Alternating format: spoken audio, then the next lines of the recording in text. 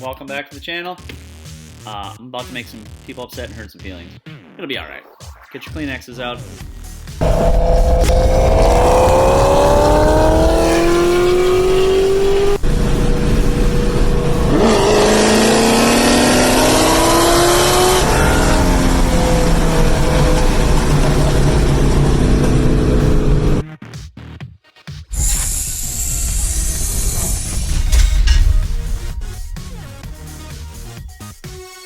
What's up, guys? Welcome back. You know, here's the thing. As a Ford guy, guys are talking about why we hate LS swaps, but the reality is we don't. Okay, what we hate is when someone else makes bigger power than what you made for less money. That's what we hate. You know, I also think it's one of these weird things when you shove a GM engine into a Ford product, but I also get it. You know, this is the real true origin of being a hot rodder. Is building whatever you can build under whatever budget you have to see whose asses you can kick. That's exactly what hot rodding is. You know, if you don't like it, then don't fucking do it. Don't deal with it then. Then bitch out and do something else. I also like and appreciate anything that's fast. So you got guys talking about how Ford fans hate LS swaps. That's trash. Okay, it's not true. We just hate it when someone else makes something for less than what I spent to build something with more power that goes faster. I get the LS swap. I get it. I totally get it. If I could build 1,000 horsepower for pretty much next to nothing but junkyard parts laying around, and if it blows up, who really cares because it's only going to cost me, $400 or $500 for another short block. Trust me, if Coyotes were that cheap, everybody would be doing Coyote swaps. The thing is they're not. Fords are expensive. That's always the way it's been. My uncle's a Chevy man. He died a few years back, but he always said I couldn't afford a Ford. That's why I built, a Chevelle instead. I mean, he's not wrong. Just purely based on production numbers, GM cranks out more. It's going to be cheaper, But if you want to stay true to your colors, then yeah, you don't LS swap the fucking world. Right? I get it. But to say that we all hate it, we don't. We just hate it when somebody goes faster than you do for that kind of money. I just blew up my Cobra a couple months ago in September. Crankshaft snapped off because it didn't have the support for the crankshaft. Yeah, I'm about to drop freaking $5,000+ rebuilding the engine myself.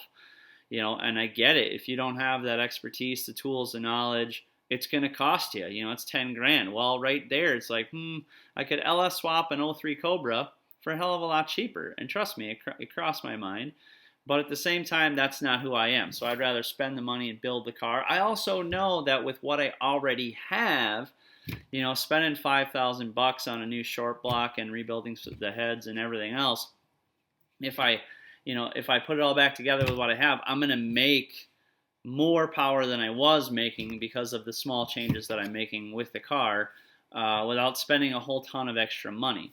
So to say that the LS swap would be cheaper, yeah, it would be just looking at the engine, but swapping out the K-member, motor mounts, getting an ECU for the thing, I don't know. Maybe it would be cheaper, maybe not. I didn't really look into it that much, but at the same time, it's an 03 Cobra.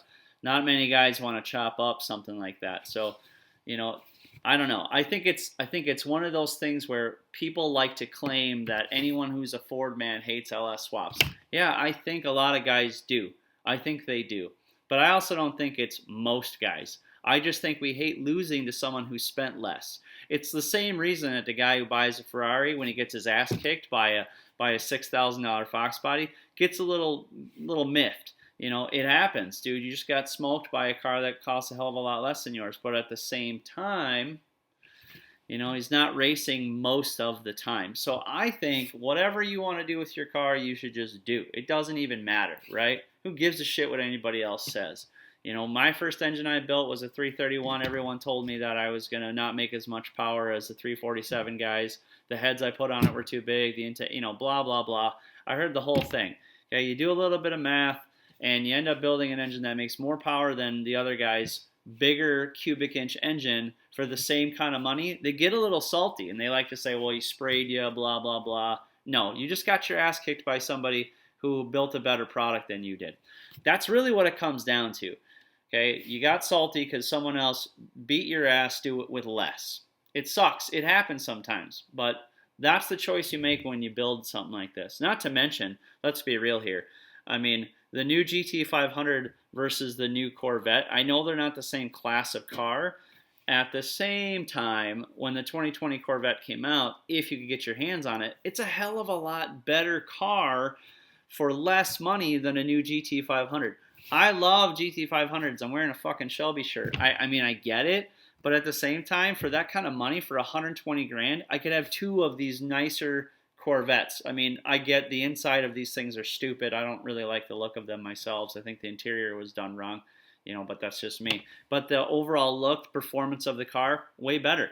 And I guarantee you, if I could get 60 grand or 65, 70,000 for one of those cars, and I suck 10,000 bucks into a turbo system or 15,000 into a turbo system, I'm going to make more power using an LS-based Corvette than I would with a new GT500 for less money. You're going to have less money until you're going to get your ass kicked again by a car that costs less, but that's making more power. And that's the truth to it. That's why guys hate LS swaps.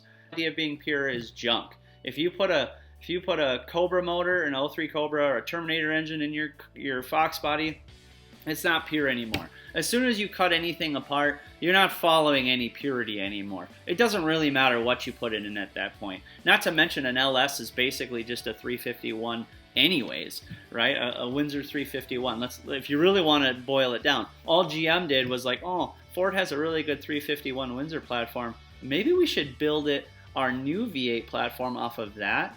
And that's exactly what they did. And look at what they have. So really, if you want to get down to it, really all you're doing is bolting a 351 based Ford product in there that has a GM stamp on it. Suck on that, internet. Like and subscribe, guys. Follow my build. You can check out what we're doing. Follow me on Instagram. Talk some smack next month. Have a good day.